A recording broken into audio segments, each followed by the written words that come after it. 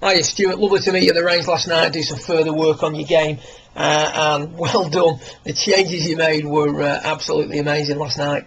You finally got the club and the body into the positions that you've been looking for quite a while now, and it's took you basically an hour and a half and a little bit of work, but it's just working on the correct pieces. And if we take a little look at the comparisons here from your first session a couple of weeks ago, feet very square, so that was the first change we made.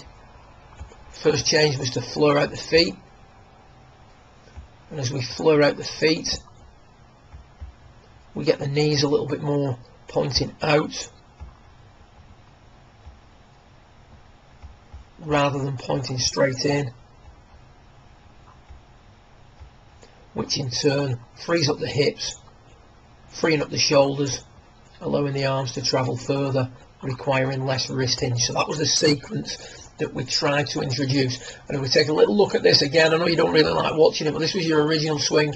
Feet very square, very limited hip turn, if any. Body's freedom of movement is really compromised, and as a result, the only way you can get the shaft to parallel is by really loading those wrists. So when you came to the start of your session last night with the hips and the feet in a better position, the knees in a better position, focusing on trying to turn the hips more, you can see now that we are starting to turn the hips. The shoulders are starting to travel much further as a result of that, as is the butt of the club. So you can see there the degree of freedom in the left arm has improved, but we still have this excessive loading of the wrist. So what we got here now is what we worked on last night, and the key focus here was to try to maintain this sort of Y shape that created a dress between the arms and the shaft of the club for as long as possible. Now that was the feeling, okay, and what that was designed to do was severely limit the rate at which your arms fold and your wrists load. So as you go back now, because you can't use the arms, or the feeling is that you're not going to use the arms and the wrists as much, the body starts to turn sooner. There's more freedom in the hips again, much bigger turning of the upper body, much less loading of the wrists, because the arms are able to travel the desired distance. So if you look at the difference between the far left and the far right, I mean, it really is night and day. Hip turn, bigger shoulder turn, better control of the angles in the wrist.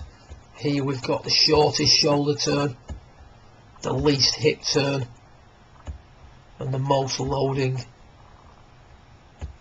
in the wrist. And that's one of the things we discussed in the first session, and that was, if you want to improve this look in the wrist, you had to improve the sequence of moves that you were making, because it was impossible to play golf with a less wristy action when the body's only travelling that far, because the club would basically be here, there'd be no length on the arc, there'd be no angle of attack, and you'd just be chipping it forward with no real power and no real consistency. So you can see that by working on the correct pieces in a very short period of time, you've transformed your swing. Looks absolutely fantastic, and I can't wait to see you progress. Just stick at it, stick to the 3 keys that we talked about, and I'm sure you'll go from strength to strength. Well done. We'll speak to you soon.